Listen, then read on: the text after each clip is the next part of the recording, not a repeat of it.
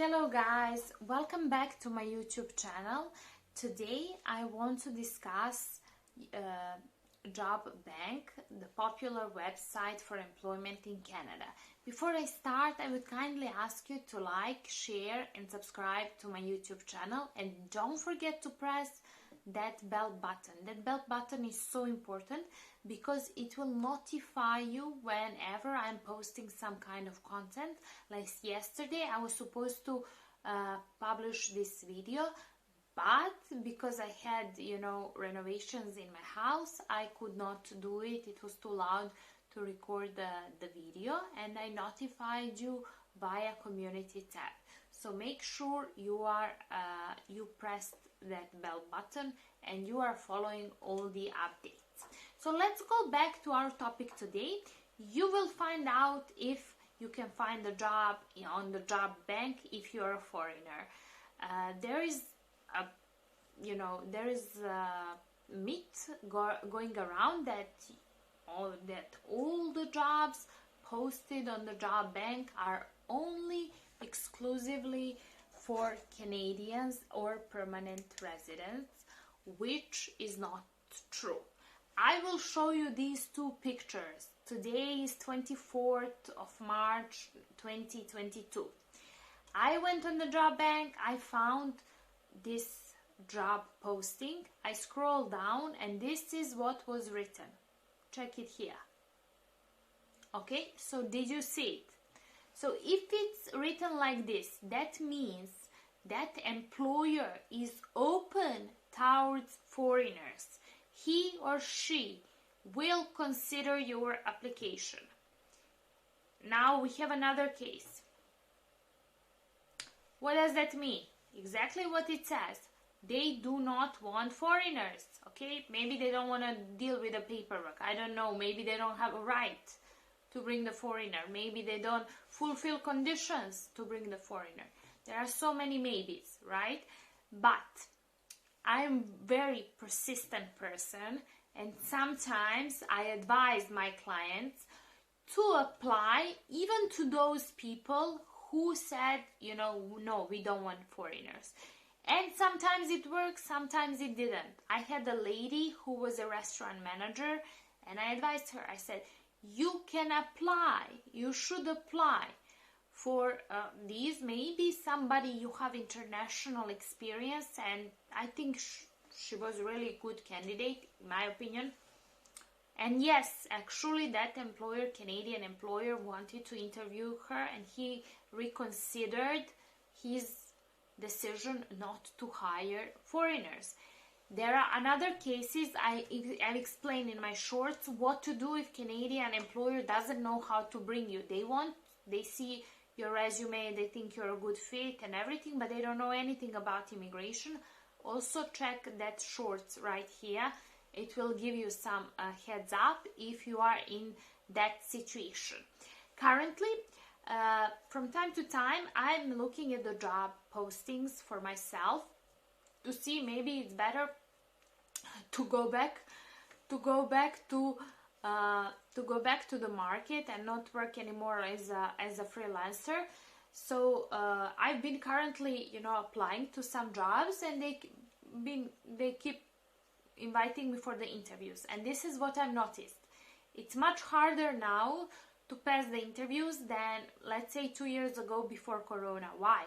Because now they have this ridiculous process. It's a ridiculous process. So instead of getting it like easier, they are making it harder. They didn't learn anything.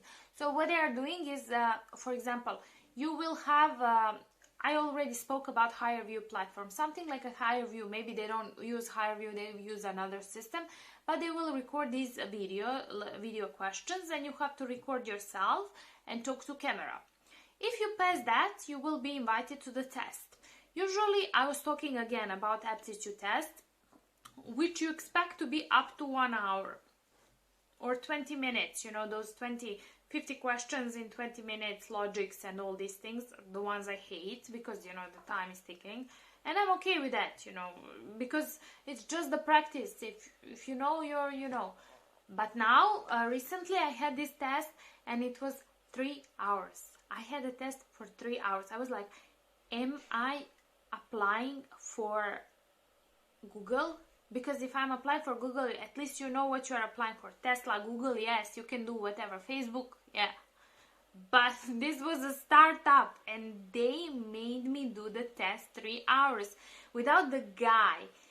He didn't even acknowledge, like in the email he told me everything about the hiring process except the test. He's like, oh, this is the link, check, you have until this time to do it. It took me 3 hours, and he said who is experienced it will take him 2.5 hours. For me it took 3 hours. It took 3 hours, and then at the end I needed to submit, and I was like, submit? And then before submitting, it's like, oh, but you have to record the video. I said, after you pushed me through this test 3 hours, like that day I was working 10 hours, then I had 3 hours. Nobody told me I would be prepared. I would cancel some of my, work obligations to do the test. Because it was at the end of the day I was doing it, and I was in my bathrobe. And then you want me to record the video. I said, no, forget about it. So I will record the video tomorrow morning, and then I will send it to you. Like, how was the experience doing the test? It was awful. Of course it was awful. Like, you didn't warn me it lasted that long. So this is so unnecessary. And then after that, it was supposed to be like interview 40 minutes. And after that, if you pass that interview 20 minutes. And I'm like, all these candidates, what they have to go through nowadays, it's ridiculous. No wonder recruiters and hiring managers take so much time to hire the right candidate, because they're wishy-washy. They don't know what they want. And plus, they don't even read candidates' resumes and CVs.